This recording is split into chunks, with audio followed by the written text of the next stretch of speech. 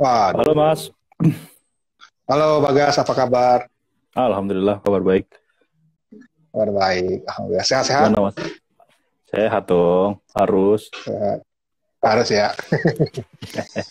Gimana? Bokap sehat, bokap?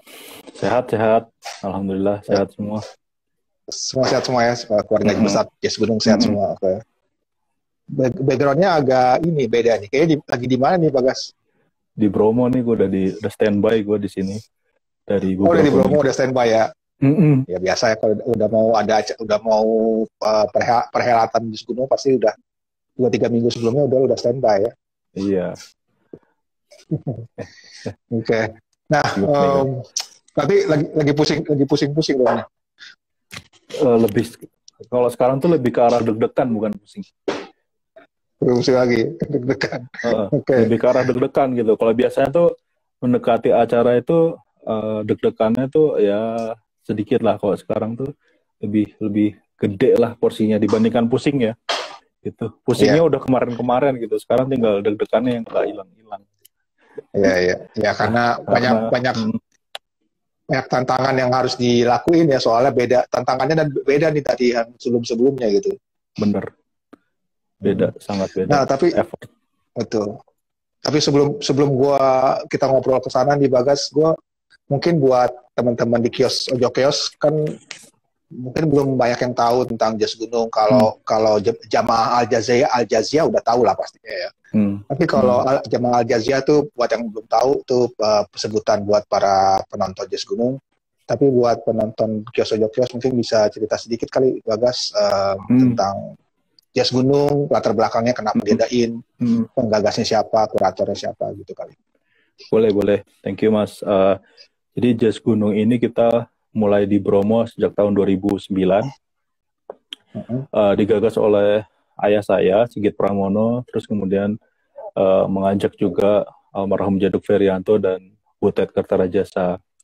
Nah, konsepnya itu kita pengen mengangkat kembali. Waktu itu tahun 2009 tuh keadaannya juga Bromo itu sempat terpuruk pariwisatanya. Mm-mm.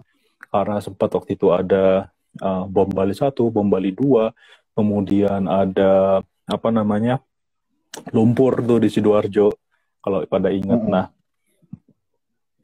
sorry, jadi Bromo sempat terpuruk, terus terpikir gimana sih caranya untuk ningkatin apa namanya ningkatin lagi pariwisata di Bromo. Nah, tercetuslah ide membuat sebuah festival jazz yang nuansanya etnik karena supaya kita tetap tetap ada culture-nya di sini di Bromo di tempat yang terbuka gitu. Jadi memang awalnya seperti itu. Terus Oke. itu kita setiap tahun, Mas. Jadi sampai beberapa tahun kemudian kita juga akhirnya membuat juga namanya Jazz Gunung Ijen yaitu di Banyuwangi. Uh, Terus sebenarnya tahun lalu itu kita sudah tercetus kita membuat Jazz Gunung Series. Jadi nggak cuma Bromo Ijen aja, tapi juga ada di Burangrang, kemudian ada di uh, Toba. Jadi Jazz Gunung Burangrang dan Coba, Jazz Gunung oke. Toba. Tapi sayangnya kan Oke. pandemi, jadi kita pending Ya. semua nih plannya. Tapi ya alhamdulillah sih tahun lalu walaupun pandemi itu kita tetap bisa menyelenggarakan Jazz Gunung secara hybrid ya. Jadi Bromo Ijen tuh kita selenggarakan secara hybrid. Tetap ada offline-nya di Ijen dan di Bromo itu secara virtual itu. H- Dan HB itu maksudnya ada penonton di sana terbatas tapi betul, disiarkan di YouTube gitu ya maksudnya. betul. Jadi kita ada live-nya jadi ada di studio juga gitu. Jadi mix lah hybrid gitu. Itu juga dengan protokol. Jadi waktu tahun lalu itu kita sudah mencanangkan untuk ada protokol CHSE juga 3W. Jadi wajib swab antigen di tempat, kemudian wajib pakai masker dan wajib jaga jarak gitu sih. Oke. Kurang lebih seperti itu Waktu semangatnya. waktu yang di Ijen yang hybrid itu Hmm. si swab antigen tuh disediakan oleh panitia atau penonton harus bawa sendiri hasil tesnya. Jadi kita mau waktu itu lagi marak-maraknya tuh pemalsuan sertifikat swab dan lain sebagainya Mm-mm. kan. Makanya kita nggak bisa tuh, kita nggak terima tuh kalau bawa-bawa sendiri. Jadi Iya, swabnya di tempat, jadi udah nggak ada tuh swab di palsu-palsu. tempat. Jadi Iya, untuk benar-benar untuk karena kan ya kita pengen beradaptasi ya. Kalau misalnya beradaptasi ya kita harus berani untuk seperti itu. Ya, banyak juga akhirnya waktu itu kan benar-benar swab antigen itu hal yang baru ya. Waktu Ya, akhir tahun lalu itu semua masih pakai yang rapid test yang rapid diambil test. darah itu sama Iya, PCR lah. PCR kan udah golden standardnya lah gitu. Kita iya. antigen itu bisa jadi yang pertama gitu untuk kayak gitu. Dan banyak juga yang bahkan ketika tahu harus di antigen tuh jadi balik arah gitu, kembali lagi gitu. Banyak tuh yang kayak gitu. Karena memang belum Pada familiar takut. kan. Pada Familiar. takut. Tapi yang itu ya salah satu tanggung jawab kan kita supaya bisa menyelenggarakan festival dengan aman dan nyaman gitu. Iya. Itu baru tantangan soal protokol kesehatan tadi juga ya kan. Tapi gue kita balik lagi nih awal pandemi, Bagas. Pertama kali pandemi melanda Indonesia nih, ada pengumuman resmi dari pemerintah, pasien positifnya 2 orang itu awal Maret, terus habis itu kita harus apa sih PSBB zaman dulu istilahnya ya? Iya betul, PSBB. PSBB apa yang ada di benak lo sebagai penyelenggara festival? Terus terang pada waktu itu kita cari protokol kesehatan mana yang paling tepat untuk dilakukan di festival. Jadi gimana cara kita bisa beradaptasi secepat mungkin. Waktu itu yang ada di pikiran saya itu kami itu. Jadi apa aja sih yang harus, karena kan waktu itu pun ketika pas pandemi kita menyelenggarakan event, kita langsung kita nggak percaya dengan rapid test waktu itu ya, minimal antigen deh gitu, dan antigen pun kita pengennya di tempat gitu misalnya. Waktu itu belum ada vaksinasi gini-gini Mas kayak tahun ini gitu. Jadi apa yang kita lakukan tuh ya pokoknya protokol. Terus kita juga mempelajari CHSE untuk event yang udah ditetapin sama Kementerian Pariwisata dan Ekonomi Kreatif kan, mereka sudah buatkan guidelines itu kan. Nah, kita tinggal implementasi itu realnya seperti apa, dan itu kita laksanakan semua.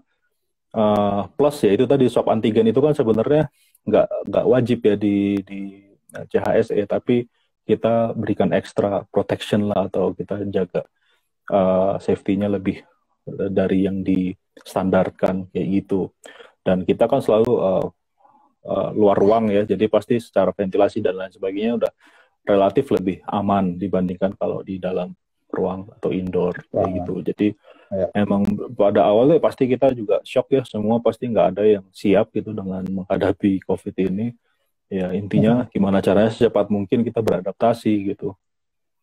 Itu Mas. Ya, berarti dari awal memang udah mencoba beradaptasi ya, mencari jalan-jalan baru gitu. Maksudnya kayak membuat jazz ijen hybrid itu. Kalau nggak salah Jazz Gunung yang pertama yang membuat event jazz hybrid. Saya nggak tahu deh yang pertama apa. Nggak tahu. Yang penting kita kan jalanin. Tapi kita yang pertama ada wajib swab antigen tuh waktu itu. Karena swab antigennya sendiri tuh masih, bahkan kita harus ngajarin dulu nakes-nakes di Banyuwangi waktu itu untuk gimana sih caranya pakai itu tes kitnya itu. Jadi tes kit ya. Jadi challenge-nya bahkan nggak hanya cuma sampai gimana nyelenggarainnya, bahkan kita sampai ngajarin dulu gimana cara pakai tes antigen. Kepala nakesnya tersebut malah ya. Iya. Ada challenge lain nggak selain yang udah lo sebutin tadi 2 itu waktu ngadain Jazz Ijen tahun lalu? Oh, pastinya izin sih Mas. Izin ya, oke. Hybrid itu rencananya kita selenggarakan tuh di Bromo. Kita nggak kepikiran pindah ke Ijen. Kita pindah ke Ijen itu dalam waktu 10 hari Mas, bayangin. Jadi awalnya rencananya tuh semua itu Jazz Gunung Bromo hybridnya yang Ijen gitu. Tapi izin nggak keluar, kita udah presentasi protokol, presentasi ini itu segala macam, izin nggak keluar Mas di sini. Makanya terus kita coba cek deh gimana dengan di Kabupaten Banyuwangi gitu. Ternyata mereka open dan mereka justru mensupport tentang protokol ini, karena ini kan sesuatu yang baru juga Mas. Ya di masa pandemi ini semuanya baru kan jadinya, dan mereka juga pengen tahu, karena kan Banyuwangi juga terkenal sebagai kota festival kan Mas. Festivalnya kan banyak sekali di sana gitu. Jadi mereka juga pengen tahu. Akhirnya kita disupport di Banyuwangi, diberikan rekomendasi untuk penyelenggaraan gitu. Jadi bayangin Mas, 10 hari kita pindah dari satu gunung ke gunung lain tuh tahun lalu. Itu benar-benar Mas challenge-nya, dan wah nggak kebayang sih. Itu kayak buat piramida dalam waktu sehari kali ya. Iya, bener. Iya, Makanya, gua baru tahu tuh cerita ini kalau awalnya iya, di Jazz Gunung Bromo akhirnya pindahin ke betul. Jazz Ijen. Oh ya, buat pendengar yang lagi dengar sekarang yang nggak belum tahu, Jazz Gunung Indonesia ini membuat sementara ada dua di Jazz Gunung Bromo sama Jazz di Ijen ya, Ya. yang belum tahu. Oke. Nah, sekarang udah berarti udah berhasil menyelenggarakan konser dalam skala kecil kan. Jazz Ijen jauh lebih kecil daripada di Jazz Gunung Bromo. Betul, betul. Udah berhasil melaksanakan untuk skala kecil dengan didukung oleh Pemda dan melakukan protokol kesehatannya dengan ketat juga. Nah, sekarang sebenarnya awalnya gue mau ngajak ngobrol chaos malam ini, Bagas, adalah gue kepingin tahu bagaimana cara kalian tuh bertahan sebenarnya di pandemi ini sebagai suatu apa sih, penyelenggara festival musik gitu. Maksudnya udah dari 2009, tapi nah gimana cara kalian bertahan walaupun tidak bisa melakukan konser gitu. Tapi ternyata pas gue ngobrol sama Cahen dan Fikri dari media Jazz Gunung, gue dikasih tahu kalau ada rencana untuk mengadakan Jazz Gunung offline tahun ini. Ya. Jadi akhirnya pada Jazz Gunung offline. Jadi akhirnya yang apa sih ada di kepala gue saat itu adalah terbesit ya. Kayak apa yang harus pertama kali yang keluar di kepala gue ada soal izin sebenarnya, Bagas. Betul.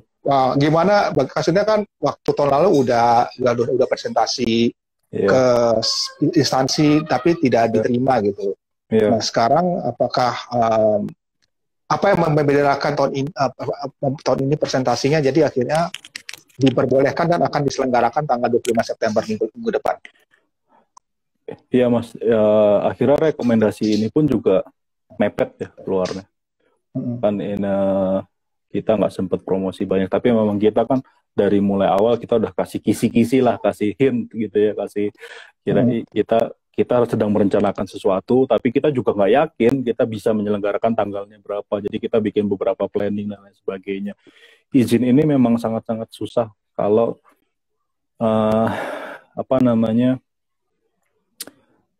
kalau kita nggak niat bener gitu, kok setengah-setengah ibaratnya.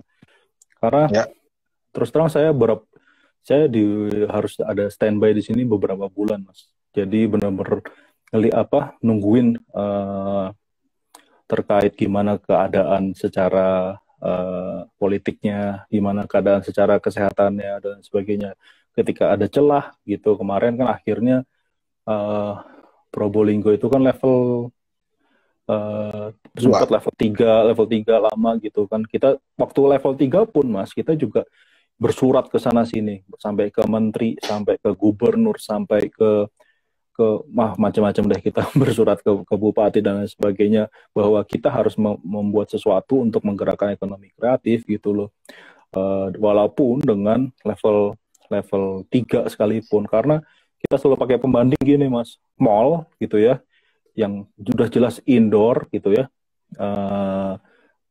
dengan kapasitas tuh di level 3 tuh bisa sekian persen gitu. Sementara kita ini cuma sedikit banget dan outdoor pula, berjarak dan sebagainya gitu. Kenapa sih kita nggak diberikan stimulus gitu di industri ini gitu untuk bisa tetap beroperasi dengan protokol? Kan sama aja. Kalau kita bandingkan ya secara head to head, ke mall gitu dengan kapasitas sekian ribu, pasti kan nggak cuma 1.000-2.000 ya, dan tertutup, pasti resikonya akan lebih tinggi dibandingkan kita yang cuma kapasitas normal aja kita cuma 2.000 gitu. Kalau kita let's say 50% aja 1.000 gitu, itu pun juga pasti sudah berjarak dan terbuka gitu. Nah itu yang selalu narasi-narasi itu yang kita selalu layangkan tuh dalam surat-surat resmi kita, baik untuk dari ke bupatinya, ke menteri-menteri pariwisata, menteri perekonomian dan sebagainya lah. Jadi kita banyak melakukan itu kemarin ini. Jadi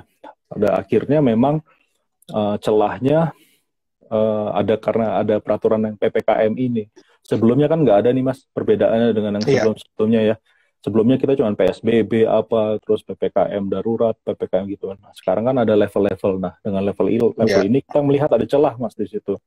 Gimana caranya kita bisa nge-push atau memperjuangkan lagi dengan Inmendagri yang ada. Nah, kebetulan banget ya level 2 kan di Kabupaten Probolinggo sekarang ini, ya di situ kegiatan seni dan budaya itu diperbolehkan dengan kapasitas maksimal 25% dan menerapkan prokes yang ketat. Nah, kita berjuang Mas di situ. Itu pun juga nggak gampang dengan ada, karena ya pasti birokrasi itu kan pasti rumit ya. Jadi dari Inmendagri sudah ada level 2 semacam itu dan ada aturannya jelas. Tapi kita bicara bahkan kalau di Jas Gunung itu kita harus izin itu sampai desa tetangga dan lain sebagainya. Jadi dari unit masyarakat yang terkecil sampai ke instansi pemerintah.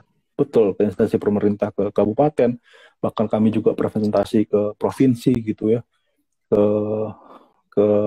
kementerian pun juga, karena kan Jas Gunung juga masuk ke masuk ke Karisma Event Nusantara ya, agenda pariwisata nasionalnya Kemenpar gitu. Jadi memang walaupun nih rekomendasi itu Mas, sebenarnya kita udah dapat dari Kemenpar, dari Mabes Polri dan Kementerian Kesehatan itu di bulan April 2021 untuk menyelenggarakan Jas Gunung secara offline. Tapi itu coba bayangin Mas, dari April akhirnya baru sekarang, itu kan jauh banget gitu. Kita targetnya Juli gitu loh. Jadi emang benar-benar kalau setengah-setengah nggak akan bisa deh gitu. Iya. Gua bayangin sih izin tuh ribet, saya birokrasi sendiri itu ribet. Tapi tadi lo juga menyebutkan soal ini masyarakat terkecil gitu, kayak desa tetangga, kepala desa gitu. Nah, pendekatan apa sih yang dilakuin sama Jas Gunung gitu untuk meyakinkan mereka atau menarik hati mereka? Oke, kita akan mengadakan jazz konser ini yang aman dan dengan protokol kesehatan yang ketat gitu. Ya balik lagi Mas, semua pasti pengen ekonomi ini berjalan. Jadi kita pengennya tuh nggak cuman kita menyelamatkan nyawa secara kesehatan, tapi juga menyelamatkan nyawa secara ekonomi. Dalam hal ini kan kalau Jas Gunung ekonomi kreatif ya. Karena kan kalau apalagi di daerah pariwisata seperti di Bromo ini, wah sedih Mas kalau ngelihat di sini warung-warung pada tutup, hotel pada sepi, terus ya kayak gitu-gitu benar-benar sedih banget. Jadi ya lagi-lagi yang kita angkat adalah gimana cara kita bisa beradaptasi gitu. Tapi ya dengan meyakinkan juga dengan protokol kesehatan yang ketat dan lain sebagainya itu tetap harus dijalankan. Cuman memang regulasi ini kan bukan di level ini yang menentukan, tetap dari pemerintah kabupaten karena ada otonomi daerah kan. Ya udah lempar-lemparan deh Mas, jadinya kayak gitu. Tetap di sini merekomendasi, tapi ternyata secara aturan masih belum boleh dan sebagainya, muter aja terus sampai akhirnya itu tadi ada PPKM yang level-levelan itu kayak mie aja tuh ada level-levelannya tuh.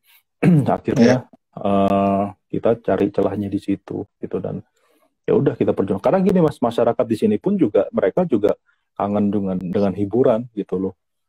Gitu. Karena secara ini juga mereka sering mengadakan hajatan dengan hiburan rakyat gitu dan nggak bisa diselenggarakan. Memang tentu saja semua harus dengan protokol gitu ya. Jadi mereka juga punya harapan dengan kita mendukung Jas Gunung ini berjalan, mereka pun juga bisa menyelenggarakan acara-acara hajatan, acara-acara kesenian lokal. Tentu saja Jas Gunung ini akan menjadi contoh bagaimana cara menyelenggarakan sesuatu event dengan tetap menaati ya peraturan pemerintah, tapi juga menerapkan protokol kesehatan yang ketat kayak gitu. Berarti selama pandemi belum ada festival kebudayaan diselenggarakan atau hajatan diselenggarakan di Bromo dan sekitarnya? Belum. Sama sekali nggak ada ya? Nggak ada.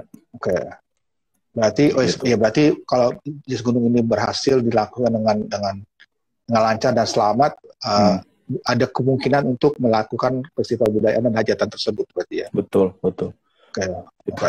Apalagi kan di sekarang ini udah bisa dibuktikan dengan vaksinasi ya. Karena kayak contoh nih, di daerah diselenggarakan Jas Gunung ini kami ini kan di Desa Wonotoro ya, di kecamatannya Sukapura, di desa terdekat kami ada Wonotoro, Ngadisari dan Jetak ini tingkat vaksinasinya sudah hampir 100%.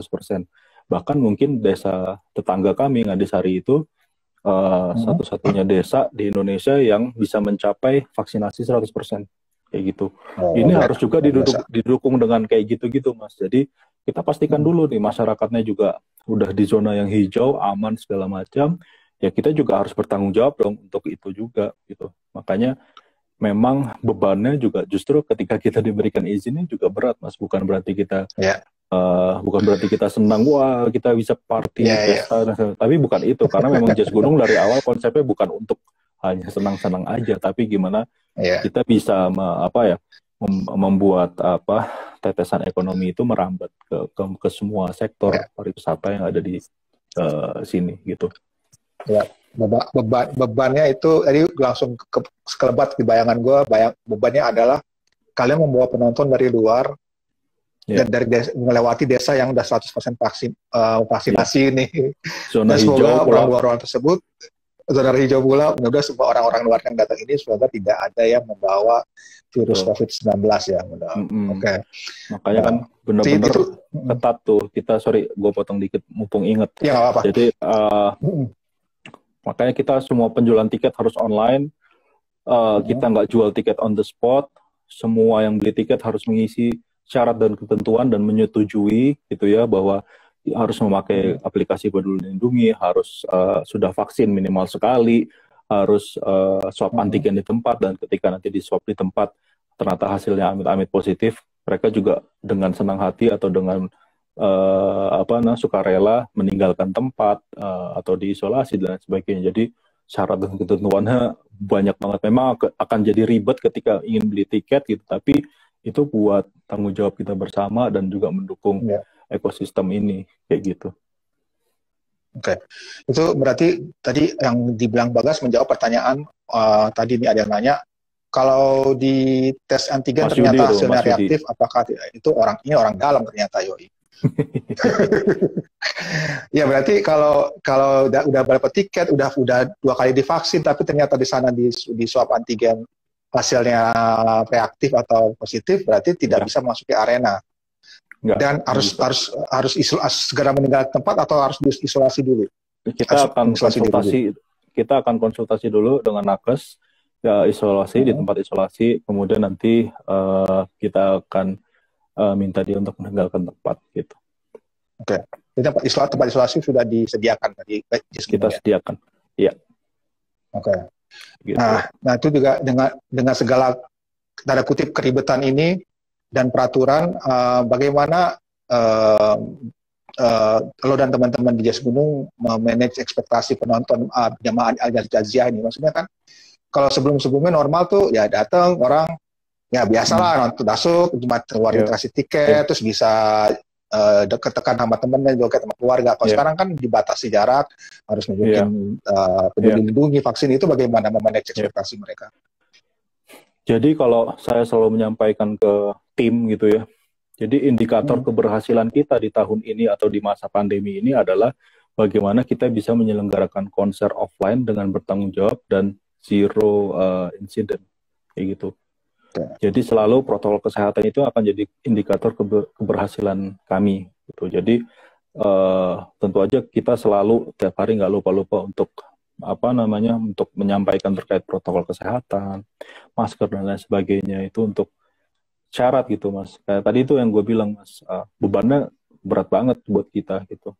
Ketika ini berhasil, ini akan menjadi contoh yang baik. Tapi ketika ini amit-amit ya, mungkin ada kekurangan dan sebagainya, bisa jadi itu backfire sebetulnya ke kami. Tapi ya dengan segala resiko Mas, kita pengen ekonomi kreatif ini jalan lagi gitu. Dengan segala resiko ya kita akan ambil. Karena kalau kita nggak dalam tanda kutip nekat ya gitu, ini nggak akan jalan gitu dan nggak akan bisa berhasil. Ini udah ngotot lah, ibaratnya udah bukan nekat lagi, nggak cuma nekat aja tapi harus ngotot bisa diselenggarakan. Karena kalau nggak kayak gitu orang pasti malas deh untuk apalagi lihat proses kami untuk mengurus perizinannya, mengurus ini itunya segala macam itu, wah ribet sekali. Bayangin aja dari April kita udah dapat rekomendasi Mas dari pemerintah pusat, tapi kan kita ini berada di satu daerah yang punya ini sendiri lah, punya otonomi sendiri gitu. Jadi pasti kita harus harus mengikuti lah semuanya. Kita harus comply lah dengan semua peraturan yang ada. Dan kita juga nggak mau nekat gitu, dalam arti terlalu nekat, nggak boleh tapi tetap menyelenggarain kayak gitu. Nggak, kita pengen semuanya tetap safe. Harus tetap sesuai prosedur dan mengantungi izin dan Betul. restu dari warga sekitar. Ya, pasti. Gitu. Oke. Tapi berarti ini udah ngotot banget, maksudnya emang harus dan tapi sesuai dengan prosedur ya. Tapi dari segi ini Bagas apa ya, segi finansial deh, maksud gua kan berarti penonton dibatasi kalau nggak salah 25% ya kalau PPKM level 2. Betul. 25% dari 2.000 sekitar 500 orang. 500 orang. Tiket juga nggak beda jauh kan sama 2 tahun lalu. 500 itu kapasitas ya, Mas. Jadi itu termasuk kapasitas. Penonton, termasuk panitia, termasuk musisi, termasuk kru gitu. Jadi memang nggak banyak nih tiket yang akhirnya dijual gitu, terbatas banget. Berarti tiket bisa hanya 300 tiket dong? Mungkin sekitaran itu. Udah bisa ditebak lah secara finansial, nggak mungkin bisa nutup gitu aja. Tapi ya ini akan jadi kita ini akan menjadi investasi aja ke depannya gitu. Oke. Karena kan kita belajar Mas dengan menyelenggarakan acara di masa seperti ini, kita banyak belajarnya justru gimana kita menyelenggarakan protokolnya dan lain sebagainya. Jadi ini udah jadi investasi untuk belajarnya sih. Ya, dan kita juga belum tahu kan kapan pandemi ini akan berakhir ataukah akan ada pandemi yang lain. Gitu. Betul. Jadi ya maksudnya gue mengerti sih soal investasi. Jadi seperti balik ke awal lagi Bagas kali ya. Seperti awal mulai Jazz Gunung di tahun 2009 gitu. Yang balik lagi ke awal fresh start aja gitu. Investasi semoga ya nanti mendapatkan hal-hal yang lebih baik lah untuk memperbaiki semua Jazz Gunung ini gitu. Nah kalau dari penampil acaranya Bagas, siapa aja yang tampil di tahun ini? Tahun ini akan ada Janapati, kemudian ada Ring of Fire Project yang setiap tahun ada, itu akan kolaborasi dengan Faris RM, kemudian akan ada 24, kemudian ada Oti Jamalus dan Yance Manusama, The Gems nama projectnya, kemudian ada Surabaya Pahlawan Jazz dari Surabaya. Ya, berarti sesuai tradisi Jazz Gunung selalu ada musisi lokal dan sekitar yang diajak untuk tampil. Betul. Oke. Nah, dan ini yang mengkurasi penampilan ini siapa aja Bagas? Maksudnya setelah almarhum kan Om Jaduk setelah Om Jaduk meninggal, kalau sebelumnya kan Om Jaduk yang mengkurasi ya. Berarti yang setelah Om Jaduk meninggal, siapa yang mengkurasi penampil-penampil di Jazz Gunung? Iya. Jadi kita meneruskan sih sebenarnya, kita nggak menggantikan Om Jaduk sebagai kurator, tapi kita meneruskan apa yang sudah ditancapkan ya, kayak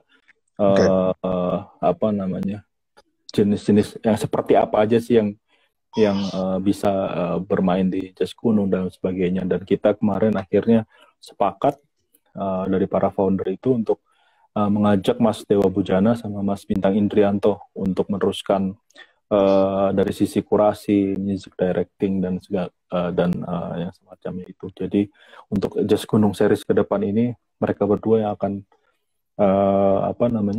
membuat kurasi itu. Oke. Kalau Om Butet masih juga ikut terlibat.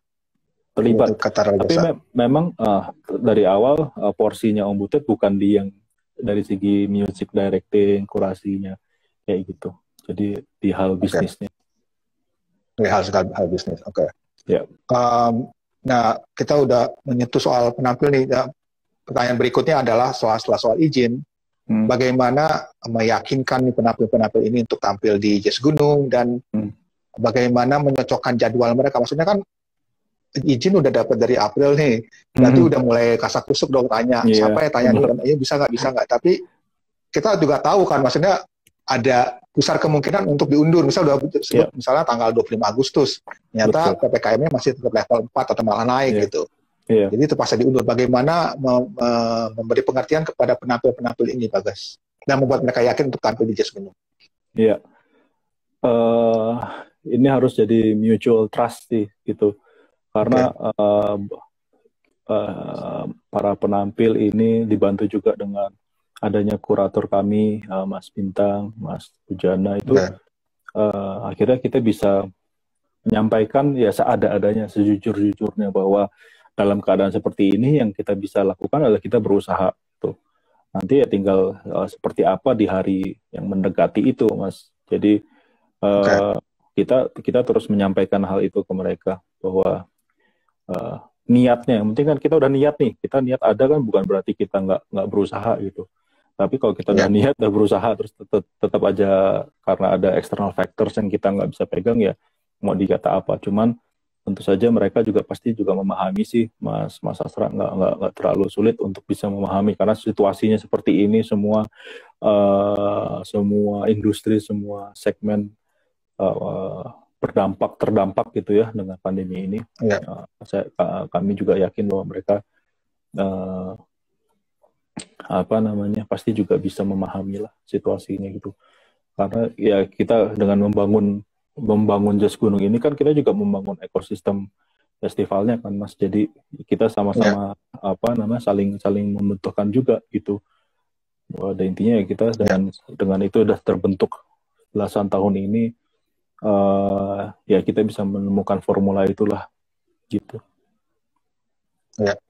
Nah, berarti kalau dilihat penampilnya Bagas, kayak 24, The Jams kalau nggak salah ya. Ya, Janapati, itu kan duo ya. Terus ada Ring of Fire featuring Paris RM. Berarti apakah pemilihan penampilan ini juga beradaptasi dengan pandemi? Maksudnya gue itu kan duo nggak terlalu, mungkin lebih sedikit dibandingin band yang misalnya mungkin yang pernah tampil seperti Mark the Essentials gitu. Mereka berapa ya? 7 plus timnya bisa 20 orang gitu. Yeah, betul. Apakah ada concern ke situ juga? Betul.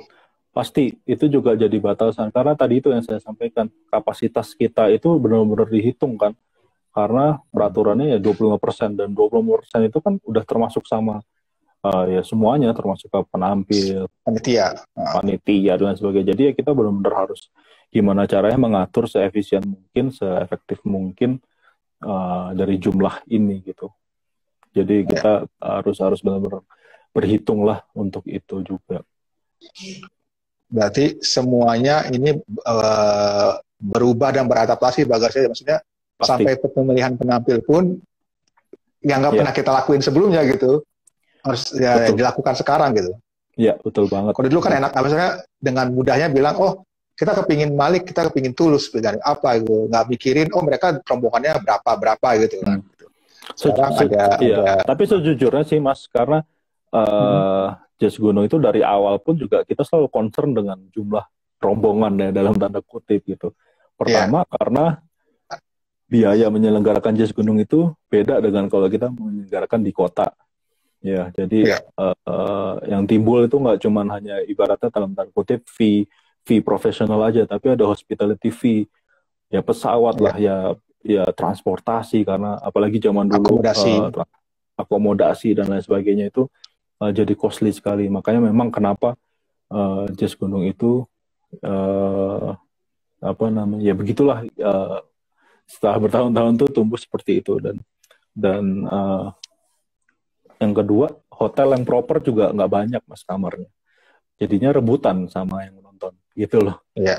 Jadi kan kalau Mas Asra kan tahu ya, kalau kesini panitia pasti di homestay dan lain sebagainya gitu. Untungnya memang homestay di sini juga udah siap untuk menerima turis gitu, yang menerima tamu gitu. Tapi beda lah dengan banyak banget keterbatasannya, banyak banget handicapnya ya kalau di Jazz Gunung itu. Tapi dengan kita belajar sekian tahun ini, kita ya dapat formula yang kami rasa pas gitu ya untuk menentukan komposisi dari musisi dan lain sebagainya gitu. Oke. Terus balik sedikit nih Bagas ke bukan persiapan sih. Jadi gue mulai ngeliat tuh, mulai 2 bulan lalu ada hashtag baru. Hashtagnya Jiwa Jazzku Bergejolak ya. Bergejolak tuh. Apakah terus mulai ngelihat banyak mulai rutin ngadain talk show, Iya, ngobrol santai lah gitu tentang iya, iya, atau mau kayak throwback atau ngomong sama iya, siapa duo MC Alit dan Kundi, iya, gue lupa Gundi, nah. Gundi. Gundi, oh ya. Apakah itu sebagai strategi untuk tetap ada di hati para jamaah Al Jaziah atau itu udah mulai persiapan untuk Jazz Gunung tahun ini? Dua-duanya, Mas. Dua-duanya oke. Jadi, jadi memang pertama kita mau promosi nih, Mas. Tapi kita nggak tahu Mm-mm. kapan kita bisa menyelenggarakan Oke. Jazz Gunung. Kita kita selalu siap dari awal tahun, kita udah siapin semuanya, kurasinya, izin dan lain sebagainya, protokol Mm-mm. kesehatan. Kita udah presentasi itu dari awal tahun ya, karena akhir tahun kemarin kan kita udah berhasil tuh. Itu kan bisa jadi Mm-mm. pilot project kita udah berhasil untuk menyelenggarakan di izin dan lain sebagainya. Tapi kita punya keterbatasan juga. Kita pengen bilang, tahun ini kita ada loh gitu. Tapi kita nggak tahu kapan gitu. Jadi akhirnya kita isi dengan talk show, dengan apa namanya materi-materi seperti itu supaya kita tetap bisa apa namanya teman-teman jamaah Al-Jaziah ini tetap tetap terupdate lah gitu, tetap Ya, kembali. Karena kita juga upload foto-foto tahun-tahun yang lalu, upload foto-foto ya. penonton yang ada di tahun-tahun lalu. Karena kan tahun ini pasti mimik mukanya nggak akan kelihatan, pakai masker semua gitu. Jadi ini akan jadi sesuatu yang baru dan beda gitu. Iya. Akan ada nih ngomong-ngomong soal kebiasaan baru nih kayak masker. Maksudnya kita nggak bisa Nah, lihat muka. Ada hal yang hmm, akan dilakuin nggak sama Jazz Gunung nanti pas tanggal 25 hmm, September untuk apa ya kayak sebagai apa ya sebagai gimmick bukan gimmick sih kan Pak. hmm, Jazz Gunung dari dulu sering ada misalnya apa ya gue lupa sih kalau mau menuju gerbang itu ada apa gitu. Tapi mungkin ya, kayak gue kepikiran kayak para nakes di rumah sakit yang nggak kelihatan mukanya terus dikasih tempelin foto gitu di bajunya biar orang bisa ngeliat mukanya dia gitu. Apa ada hmm, udah kepikiran hal-hal seperti itu nggak? hmm. Belum, kita nggak sampai ke sana karena kita sekarang fokusnya benar-benar gimana gimana yang esensial ini aja bisa berjalan, Mas. Oke. Terus terang yang esensial ini gimana kita jalanin. Kita belum, bahkan gini, biasanya kan memang benar, Mas, sebelum masuk ke gerbang ada kayak reok gitu-gitu kan, sebelum Ya, itu ada reok ya, Mas. Gue reok tuh dia. ada itu dan lain sebagainya. Cuman itu kan bisa berpotensi untuk menimbulkan kerumunan yang tidak, Kerumunan, ya. itu yang takutnya nanti itu tidak terkontrol dan lain sebagainya. Jadi tahun ini dengan sangat terpaksa memang banyak sekali hal-hal yang kita selama ini rutin kita laksanakan, jadi harus kita kikis sedikit menjadi ke yang esensialnya kayak gitu. Dengan harapan ya Oke. yang penting kita bisa berjalan aman semuanya. Ya pastinya nanti ya situasinya bisa kebayang sih pasti akan berbeda ya, karena kalau di Jazz Gunung tuh kan yang seru adalah suasana dingin tapi kita dempet-dempetan Ya, jadi anget gitu kan, terus ya. Jadi hangat betul. joget bersama dan sebagainya. Pasti nanti akan berbeda tapi ya udah kita harus beradaptasi, intinya gitu aja. Ya. Hmm. Tadi Mas Bintang komentar gue baru baca tuh Mas Bintang bilang apa sehat selalu semuanya. Terima kasih Mas Bintang. Sehat selalu, Mas Bintang. Mas Bintang studio dekat dekat Karangtengah situ kan? Iya. dekat kios ojok kios juga tuh sebenarnya. Mm-mm. Terus ada yang bilang nih Pradita Putri gak sabar nunggu Jazz Gunung 2021. Siap. Oke, silakan tulis di kolom komentar yang kedua udah gak sabar nunggu Jazz Gunung minggu depan, tulis aja. Oh ya, salam dari Pekalongan. Wah, mantap. Oh ya, Salam yang kembali. tradisi Jazz Gunung yang sukarelawan dari apa istilahnya itu nona Betawi apa sih kalau di sana istilahnya? Ya, Apa Kakang namanya? Ayu. Gue lupa. Kakang Ayu. Kakang Kakak Ayu. Ayu. Kakang Ayu itu ada tetap ada nanti sukarelawan. Pasti. Belum Itu tahu. Pasti. pasti itu. Itu selalu akan kita libatkan karena gimana pun juga kita pengen tetap ada transfer knowledge ke teman-teman yang ada di sini. Begitu juga kalau ketika kita menyelenggarakan di Banyuwangi, pasti kita pasti melibatkan mereka yang ada di sana gitu. Okay. Dan teman-teman ini juga bahkan yang dari awal ikut Jazz Gunung sampai sekarang pun juga ada gitu, dan mereka nggak sabar untuk ikut juga gitu menjadi bagian dari Jazz Gunung. ya kita udah kayak keluarga juga semua di sini, udah kenal. Bayangin Mas, dari tahun 2009 berarti kan 9. ada yang dulunya masih SMA, sekarang udah punya anak. Bahkan gua sendiri juga gitu loh. Dulunya masih kuliah kan, terus Ya, ya sampai sekarang dan sebagainya. Jadi memang jadinya jadi satu keluarga Jazz Gunung gitu. Jadi ya. ya disitulah sih apa serunya ya, kita Sering melebarkan, cerita-cerita. memperluas koneksi networking juga. Iya. Seperti kata Bapak Fikri Zul nih, Jazz Gunung tempat saya nikmatin musik sambil foto priwet 2015. Eh, Terus gue jadi kepikiran nih Bagas soal tadi mau nyebutin soal reok tadi, jadi yang belum gue tanyakan soal crowd control Bagas. Iya. Maksudnya gue tahu kalau yang biasanya kan ribuan orang tuh hektik lah, tapi udah selalu dilakuin tahun ke tahun, jadi udah ada knowledge ya, udah tahu harus mengapain gitu kan. Tapi sekarang ini walaupun cuma 300 orang gitu, tapi harus jaga jarak, ada protokol kesehatan, apa yang udah disiapkan, apa yang akan dilaksanakan di saat waktu tentang crowd control ini pada hari H. Ya, itu juga yang udah kita siapin Mas Asra. Jadi nanti kita akan bikin grup-grup kecil dari penonton itu Mas. Nah, grup-grup kecil ini nanti akan dikoordinir oleh satu LO. Gitu. Jadi let's say kayak satu LO akan mengkoordinir 20-25 orang gitu. Di mana nanti semua data-data pengunjung yang hadir, baik itu yang membeli tiket, kemudian mungkin undangan, artis, dan lain sebagainya, itu kita secara detail akan monitor.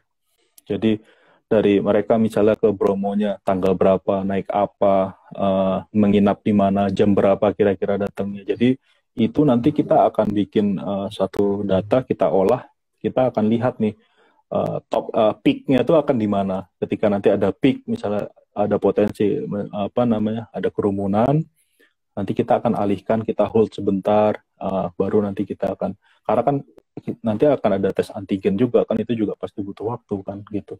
Jadi itu akan kita atur semuanya dengan metode seperti itu Mas. Jadi akan menjadi lebih eksklusif lagi sebetulnya, karena penonton aja ada LO-nya gitu. Oke. Nah, berarti nanti Jazz Gunung akan mulai dari jam berapa sampai jam berapa, Bagas? Ya, karena ada aturan juga dari pemerintah, jadi kita maksimal itu sampai jam 9. Biasanya kan kita bisa sampai jam 10, jam 11 ya, tergantung ankornya gitu, tergantung permintaan juga. Nah, tapi nanti kita akan lebih strict terkait waktu, jadi kita akan mulai lebih siang, mungkin jam 12, jam 1 itu kita udah mulai harus proses segala macamnya udah mulai masuk, dan kita targetkan jam 8 harus sudah selesai. Oke. Untuk penampilan Ring of Fire sendiri, setelah peninggalan almarhum Om Jaduk, yang menjadi pimpinan sekarang siapa kepalanya, Bagas? Sepertinya Pak Pur ya. Jadi kemarin pun juga saya kemarin juga sudah sempat latihan kemarin, direkam tuh beberapa kali sama Om Faris RM. Enggak, jadi nanti mereka akan jadi mereka kirim-kirim file karena kan pandemi ini. Oke.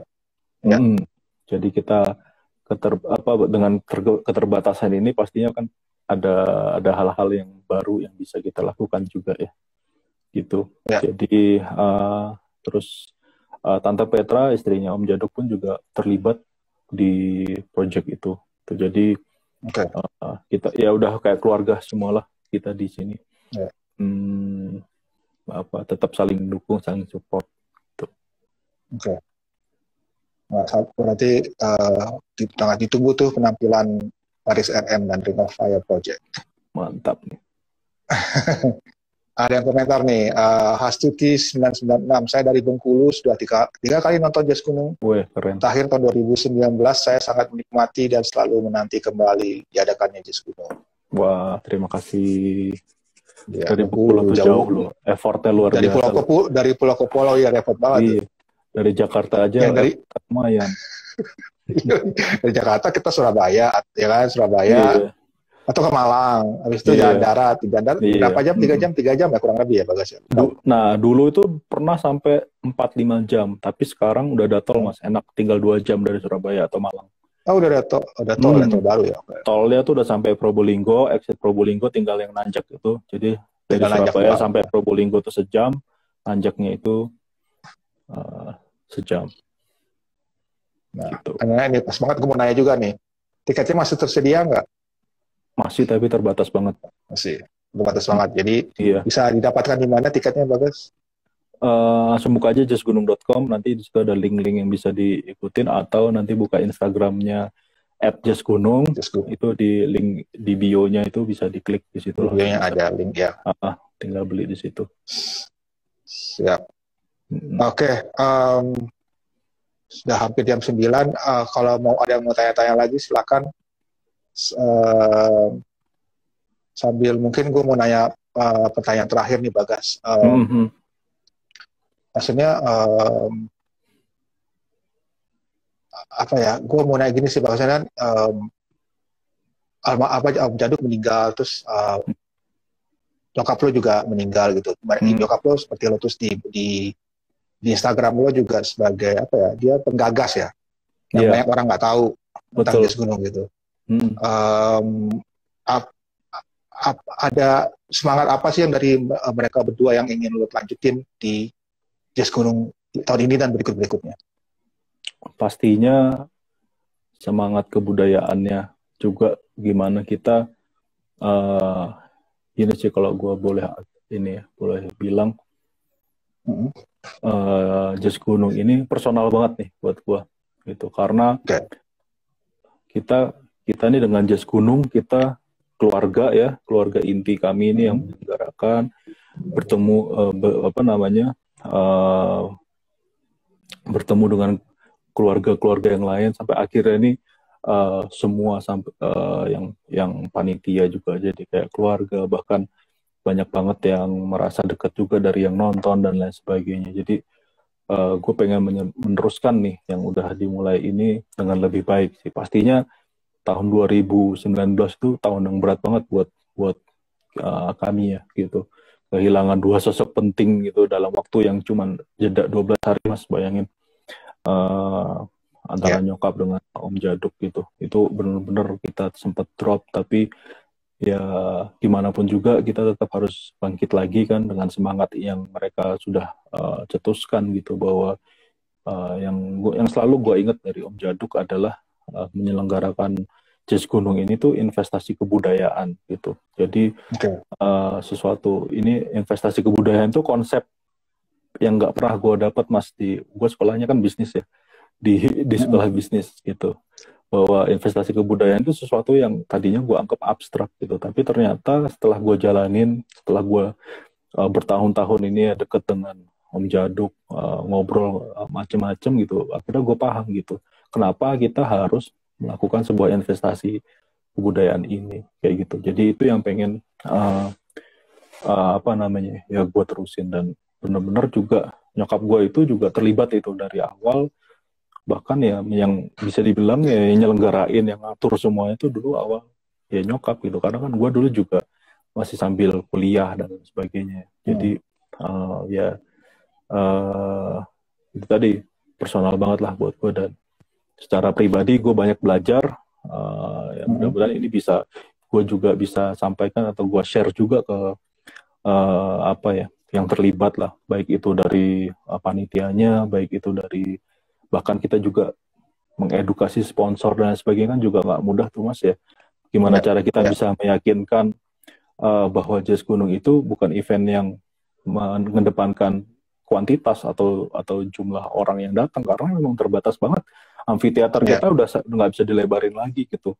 Kesana dikit udah jurang, udah nggak bisa, udah maksimal gitu. Tapi kita mengedepankan kualitasnya dan kita berinvestasi kebudayaan di sini. Itu tuh bukan sesuatu hal yang gampang untuk meyakinkan sponsor untuk tetap terus mendukung Jas Gunung. Terus juga ya pastinya ke musisi juga pasti kita sharing banyak tentang apa yang kita lakukan ini, ngapain sih kita tuh bikin jazz di pucuk gunung gitu, apa sih gitu, maksudnya secara keuntungan juga ya udah gitu-gitu aja dan lain sebagainya. Tapi ya itu tadi yang selalu kita pegang teguh adalah ya ini adalah sebuah investasi kebudayaan kayak gitu. Oke, siap. Terima kasih banyak ngobrol-ngobrol Bagas, Direktur PT Jazz Gunung Indonesia. Semoga sukses Amin, dan amin. lancar Jazz Gunungnya tahun depan lagi, minggu depan tanggal 25 September Iya. tahun depan 2000. Terus semoga apa tadi gue bilang insiden free ya acaranya, semua Amin, dapat amin. yang datang, penonton, panitia, penampil juga semua dapat pengalaman yang luar biasa tak terlupakan. Amin, mohon doanya dan supportnya terus ya teman-teman yang nonton, karena tanpa support ini kita juga pasti nyelenggarain ini setengah-setengah gitu. Jadi kami butuh doa dan support yang luar biasa, dan terima kasih juga udah mendukung kami belasan tahun ini. Mohon doa, support dan juga pengertiannya ya. Ya, karena betul, tahun Jazz Gunung ini berbeda dengan sebelum-sebelumnya. Betul. Siap. Oke. Bagas, terima kasih kembali lagi. Buat juga buat Fikri, buat Cahen, buat semua yang di Jazz Gunung yang terlibat. Salam buat bokap, semoga sehat selalu. Salam buat Johan, Tirta, dan lain-lainnya. Siap. Sampai ketemu, Bagas. Sip, thank you Mas Asra. Selamat malam. Malam.